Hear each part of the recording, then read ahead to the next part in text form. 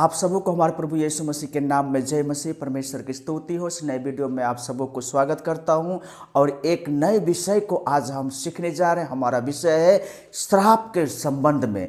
तो आज हम इस विषय को हम सीखेंगे मेरे प्रियो। और पहले बार मेरे चैनल पर आए तो आप एक बार सब्सक्राइब करके, लाइक करके और इस वीडियो को शेयर करें ताकि सभी लोगों को तक ये वीडियो पहुंच सके।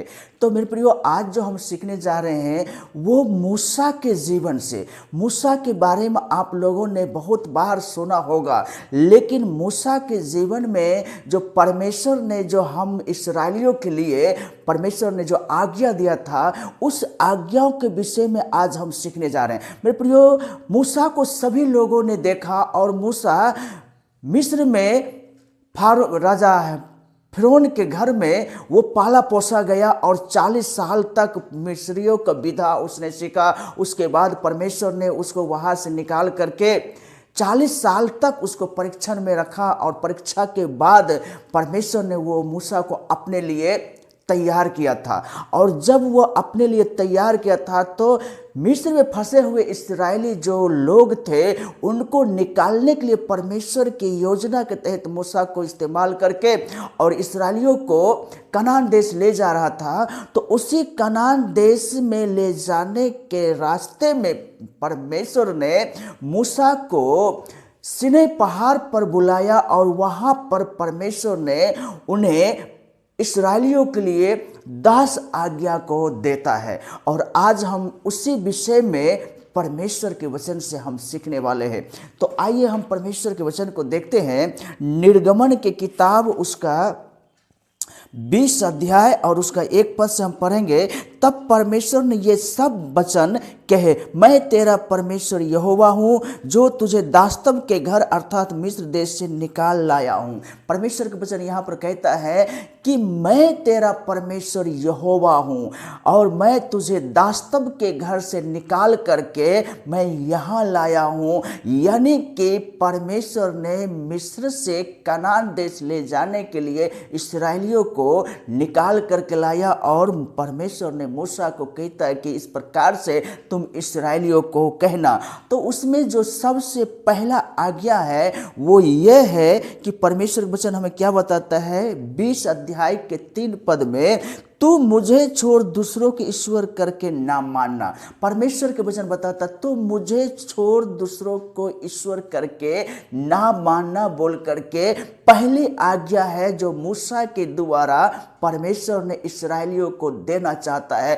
क्योंकि परमेश्वर ने इस्राएलियों को मिस्र के दास्तव में गुलाम की दशा में पाए जाते थे और वहां से निकालने वाला परमेश्वर यहोवा ही था। इसलिए परमेश्वर कहता कि तुम मुझे छोड़ दूसरों को ईश्वर करके ना मानना। ऐसा परमेश्वर ने क्यों कहा था?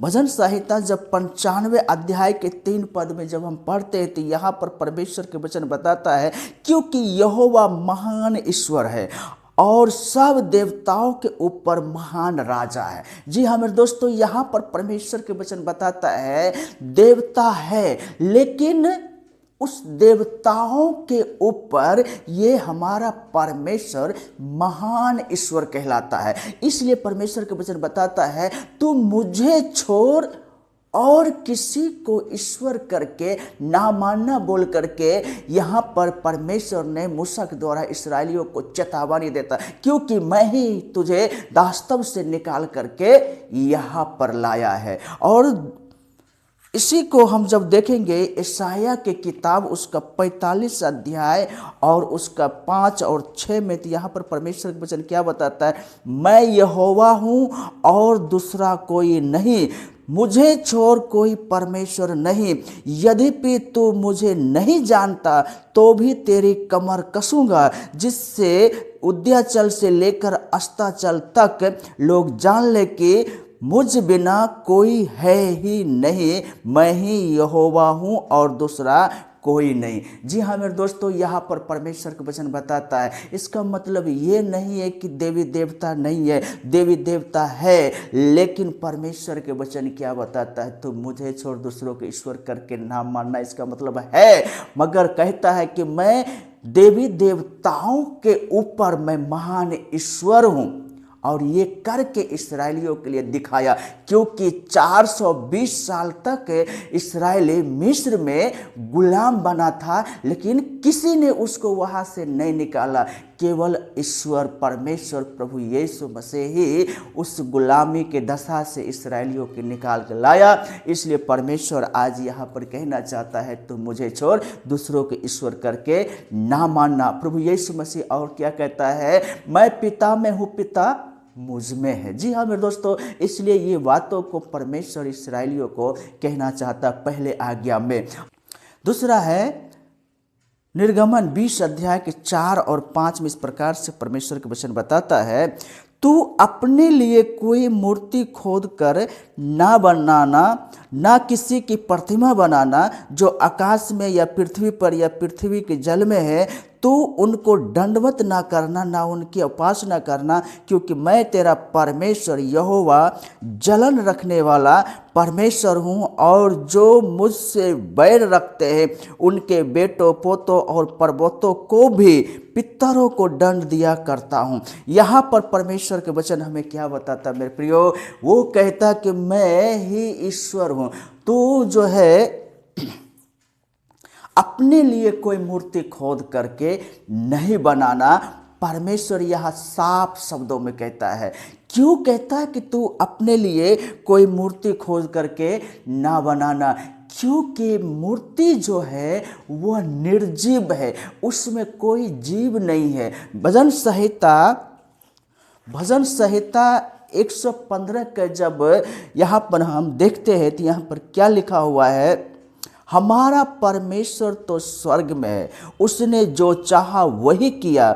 उन लोगों की मूर्तें सोने चांदी ही की तो है, वे मनुष्य के हाथ की बनाए हुए हैं। उनके मुंह तो रहता परंतु वे बोल नहीं सकता। मेरे प्रियो, यहाँ पर साफ शब्दों में लिखा है, भजन संहिता 115 और उसके बाद 3 से लेकर के 8 तक पढ़ेंगे तो परमेश्वर के वचन यहाँ पर बताता है कि उनके पास मुंह है, वो बोल नहीं सकता, कान है, सुन नहीं सकता, आँख है, देख नहीं सकता, नाक है, सूंघ नहीं सकता, हाथ है, स्पर्श नहीं कर सकता, पैर है, चल नहीं सकता। और यहाँ तक कि वो ये भी कहता है, जो उसे बनाते हैं वो बनाने वाले भी वैसे ही हो जाएंगे। मेरे प्रियो, परमेश्वर का वचन बताता है तो कोई मूर्ति खोद करके ना बनाना। क्योंकि हमारा जो परमेश्वर है वो जीवित परमेश्वर है और वो चलता फिरता बोलता और दुआ को सुनने वाला परमेश्वर है। इसलिए परमेश्वर कहता है तो मुझे छोड़ दूसरों की ईश्वर करके ना मानना। और जो आपने थंबनेल में देखा है मेरे प्रियो कि ये श्राप आपके ऊपर भी हो सकता है, तो वो क्या है? यहाँ पर परमेश्वर के वचन बताता है, तेरा परमेश्वर यहोवा जलन रखने वाला परमेश्वर है, और वो जो मुझसे बैर रखता है उनके बेटों पोतों परपोतों यहाँ तक कि पितरों को भी दंड दिया करता हूँ। परमेश्वर के वचन बताता है। ये क्या है मेरे प्रियो? श्राप है। ये इंसान के जीवन में श्राप है। जो परमेश्वर के विरोध में काम करते हैं उनके लिए आपने होम्योपैथी के डॉक्टर के पास में जब आप जाएंगे और अपने बीमारी को जब आप दिखाएंगे तो वो डॉक्टर आपको सबसे पहले पूछेंगे, क्या आपका ये जो तकलीफ है क्या आपके पापा के पास में भी है, क्या आपके मम्मी के भी है, क्या आपका दादा दादी के पास में है, या आपके पूर्वज के पास में? वो क्यों ऐसा पूछता है? क्योंकि इंसान के जीवन में जो श्राप है पीढ़ी दर पीढ़ी जो है चलता आता रहता है। क्योंकि इस वचन में बताता है, जो मुझसे बैर करेगा उनको बेटो पोतो परपोतो यहाँ तक पितरों को भी मैं दंड दिया करूँगा। परमेश्वर का वचन बताता है। इसलिए मेरे प्रियो, परमेश्वर ने जो दूसरा आज्ञा दिया वो ये है कि तू अपने लिए मूर्ति खोद करके ना बनाना, ना किसी आकाश में, ना किसी पृथ्वी में रहने वाला, ना किसी पेड़ पौधे को तुम दंडवत करना बोल करके परमेश्वर के वचन बताता है। और तीसरा है मन 20 अध्याय के 7 पद में यहाँ पर परमेश्वर के वचन बताता है, तुम अपने परमेश्वर का नाम व्यर्थ ना लेना, क्योंकि जो यहोवा का नाम व्यर्थ ले वह उसको निर्दोष ना ठहराएगा। मेरे प्रिय, परमेश्वर के वचन बताता है उनका नाम व्यर्थ में ना लेना। क्योंकि वो पवित्र परमेश्वर है, वो राजाओं का राजा, देवताओं को ऊपर महान परमेश्वर है। इसलिए मेरे प्रियो, जब उनका नाम ले तो उनको सम्मान के साथ, इज्जत के साथ मेरे प्रियो परमेश्वर का नाम लेना चाहिए। क्योंकि परमेश्वर का वचन हमें बताता है, जो व्यर्थ में परमेश्वर के नाम लेता है, परमेश्वर उनको निर्दोष नहीं ठहराएगा। आप मत्ती रचित सुसमाचार उसका 6 अध्याय के 9 पद में पढ़ेंगे तो यहाँ पर परमेश्वर का वचन बताता है, अतः तुम इस रीति से प्रार्थना किया करो कि हे हमारे पिता, तू जो स्वर्ग में है, तेरा नाम पवित्र माना जाए। ये प्रार्थना हमारा प्रभु यीशु मसीह अपने शिष्यों को सिखाते हैं कि परमेश्वर के नाम कितने आदर के साथ, कितने सम्मान के साथ लेना चाहिए। इसलिए परमेश्वर का वचन बताता है तीसरी आज्ञा में कि परमेश्वर के नामों को व्यर्थ में नहीं लेना चाहिए। मेरे प्रियो, परमेश्वर का वचन बताता है। और चौथा है 20 अध्याय उसके 8 और 11 में इस प्रकार से परमेश्वर का वचन लिखा है, तो विश्राम दिन को पवित्र मानने के लिए स्मरण रखना, 6 दिन तो उसे तो परिश्रम करके अपना सब काम काज करना, परंतु 7वां दिन तेरे परमेश्वर यहोवा के लिए विश्राम दिन है। उसमें ना तो तू किसी भांति के काम काज करना, और ना तेरा बेटा, ना तेरे बेटे, ना तेरा दास, ना तेरे दासी, ना तेरे पशु, ना कोई परदेशी जो तेरे फाटकों के भीतर है कोई काम करे। परमेश्वर के वचन हमें यहाँ पर बताता है विश्राम दिन को पवित्र मानना। ये विश्राम दिन क्या है मेरे प्रियो? आपके समय में, आपके लिए मेरे प्रियो, जिस दिन आप आराधना करने के लिए जाते हैं, चाहे आप रविवार के दिन हो, सोमवार के दिन हो, शुक्रवार के दिन हो, जो दिन आपके पास्टरों ने आराधना भवन में समय रखा, जिस दिन के लिए, यहाँ तो अधिकतर संडे को, रविवार को आराधना होता है मेरे प्रियो, लेकिन जिस दिन आराधना होता है उस दिन परमेश्वर के लिए पवित्र दिन माना गया। इस्राएलियों के लिए तो एक अलग था मेरे प्रियो, लेकिन हमारे आपके लिए जब प्रभु यीशु मसीह मर करके जीवित हुआ, और उसी दिन से हम लोग भी और बहुत लोग भी वो रविवार का आराधना करते हैं। तो परमेश्वर का वचन हमें बताता है जिस दिन आप आराधना करते हैं उस दिन परमेश्वर का विश्राम दिन है, और उस विश्राम दिन को पवित्र मानने के लिए परमेश्वर कहता स्मरण रखना। बहुत लोग क्या करते हैं, रविवार के दिन, आराधना के दिन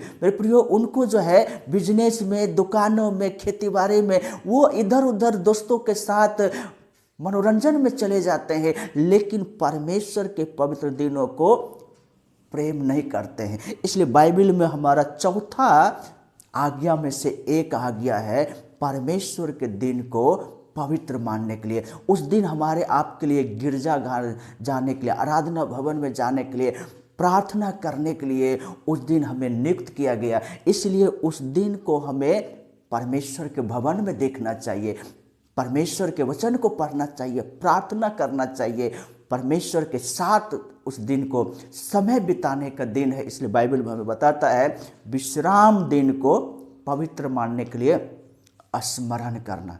जी हाँ मेरे दोस्तों, और हमें ये बातें परमेश्वर हमें स्मरण दिलाता है कि हमें विश्राम दिन को पवित्रता के साथ मानना चाहिए। और 5वां आज्ञा है निर्गमन 20 के बारे में, तू अपने माता और अपने पिता का आदर करना, जिससे जो देश तेरा परमेश्वर यहोवा तुझे देता है उसमें तू बहुत दिन तक रहने पाए। परमेश्वर के वचन हमें बताता है अपने माता और अपने पिता का आदर सम्मान करने के लिए। ऐसा परमेश्वर के वचन हमें क्यों सिखाता है? कुलसियों की किताब को जब हम देखते हैं, यहाँ पर 3 अध्याय उसके 20 पद में तो परमेश्वर का वचन बताता है, हे बालकों, सब बातों में अपने अपने माता पिता के आज्ञा का पालन करो, क्योंकि प्रभु इससे प्रसन्न होता है। मेरे प्रियो, जब हम अपने माता पिता को आदर करते, सम्मान करते, उनके बातों को जब हम मानते, सुनते हैं, तो परमेश्वर का वचन कहता है कि इन कामों से परमेश्वर खुश होता, प्रसन्न होता। इसलिए ये काम हमें करने के लिए जिम्मेदारी दिया। ये परमेश्वर की ओर से 5वां आज्ञा है मेरे प्रियो, और इसे करना ही होगा क्योंकि परमेश्वर के नियम में ये हमारे आपके लिए दिया गया है। जी हाँ मेरे दोस्तों, इसलिए हमें ध्यान रखना है। इन 5 बातों को हमें आज स्मरण रखना है। पहला क्या है, हमें परमेश्वर के लिए हमें अपने आप को समर्पण करके रखना। जी हाँ मेरे दोस्तों, और अंतिम में मैं आपको बताऊंगा कि यहाँ पर परमेश्वर का वचन क्या बताता है। पहले यूहन्ना उसका 2 अध्याय और उसका 4 और 5 पद में परमेश्वर का वचन बताता है, जो कोई यह कहता है मैं उसे जान गया हूँ और उसकी आज्ञाओं को नहीं मानता, वह झूठा है और उसमें सत्य नहीं। पर जो कोई उसके वचन पर चले उसमें सचमुच परमेश्वर का प्रेम सिद्ध हुआ है। इसी से हम जानते हैं कि हम उसमें हैं। मेरे प्रियो, यहाँ पर परमेश्वर के 5 आज्ञा जो हम लोगों ने आज सुना है, और यहाँ पर परमेश्वर का वचन बताता, जो कोई यह कहता कि मैं जान गया हूँ और उस आज्ञा को नहीं मानता, वो झूठा है। यहाँ पर जो हम 5 बातें सीखा है, इन 5 बातों को परमेश्वर कहता है कि जो जान गया है कि ये 5 आज्ञा परमेश्वर ने इस्राएलियों के लिए, विश्वासियों के लिए दिया, अगर इस पर हम नहीं चलते हैं, नहीं मानते हैं, तो हम क्या हो गए, झूठा है।